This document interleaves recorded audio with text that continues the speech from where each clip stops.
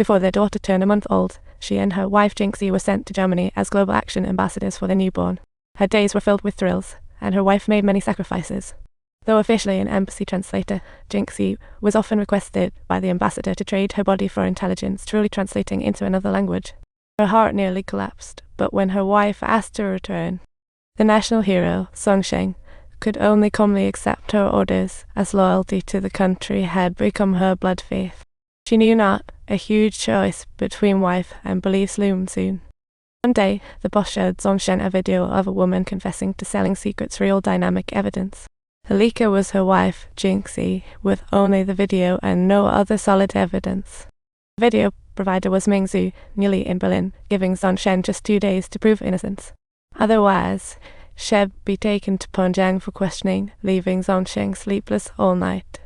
Always spying on others, she never expected her wife to become her target. The next morning, Song Sheng began verbal probing.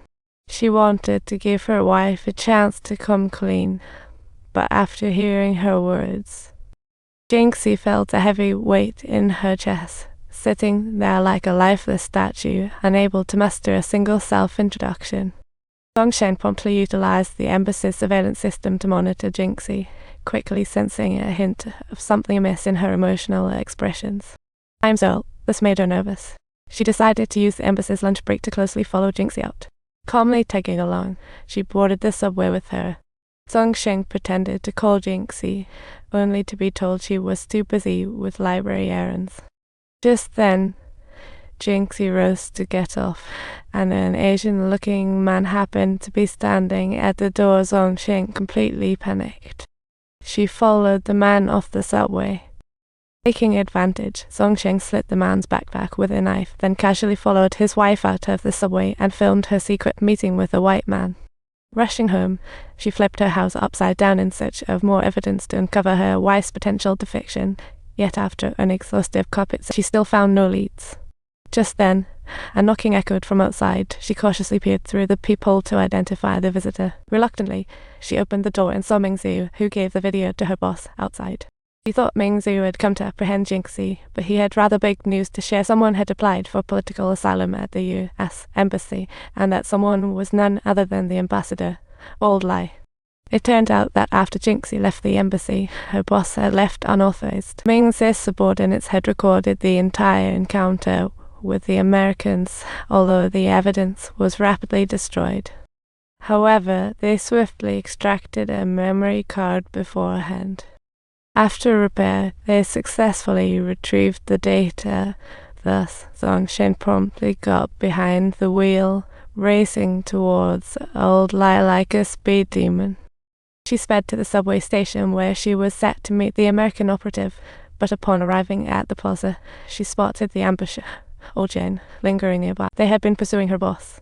Thus, Song Sheng discreetly approached the Korean operative, seizing the opportunity to knock him out, then swiftly taking out 2 other Korean operatives attempting to corner her boss. Meanwhile, the boss at this time also took the opportunity to escape into the subway tunnel. Yet, not far in, she was halted by Song Sheng pointing her gun. She shot open the doorway, but upon entry, was intercepted by the American operative waiting for the meet. Unexpectedly, Ming Zhu showed up, shot the American like a superhero, and they both took the boss to a secret interrogation site, ready to commence the questioning. Little did they know that the boss, feeling his doom approaching, confessed that both he and Jinxie were framed. The true puppet master was none other than Ming's father, but before he could finish, a noise erupted from outside. Just as he finished speaking, Ming Zhu barged in carrying interrogation drugs. As Song Sheng tightened the restraints, her boss grabbed her arm, his gaze seemingly urging her to continue the investigation. A few moments later, the boss, who had been injected with drugs, started convulsing violently. The agony drove him to tear off his own nails, but then he gradually calmed down. Subtitles, leaving Song Sheng experiencing a sense of unease. Song Sheng was puzzled by her boss' words, realizing only her wife might hold the answers. That evening, as Jinxie returned home, she was taken aback by the mess that greeted her, a total disaster zone. Before she could even ask, "What's going on here?" Songsheng had already kicked off the interrogation. Little did she expect that her normally caring husband would treat her like a criminal. Jinx's pent-up frustration erupted like a volcano. She had just discovered she was pregnant. However, due to her job, she wasn't even sure if the baby was Songsheng's. To confirm paternity, she secretly took a DNA test. The person she met was merely a hospital staff member. Receiving Jinx's report, Songsheng realized he had wronged his wife. Could it be that there's really another hidden story behind it? Just in case, Songsheng asked her to list all her activities from the past week. But just then, the freshly interrogated Mingzi called out of the blue. She congratulated Songsheng, saying she would soon receive a special award from Punjiang because the security department had received her accusations against her boss and wife. They would be sending people to investigate her home shortly.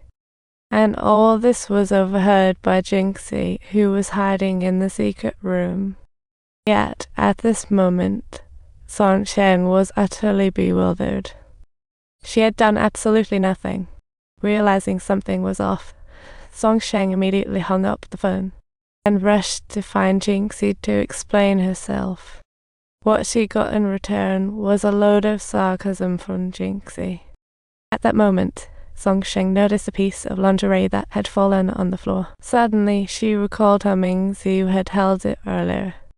So, after thinking it through, Songsheng picked it up to check. Sure enough, she found a USB inside the lining, and in the corner she discovered a listening device. It seemed her boss had indeed been telling the truth. This was all a trap set up by Mingzi to frame them, so Songsheng angrily barged into the bathroom. Don't forget to subscribe to our channel for the latest episodes.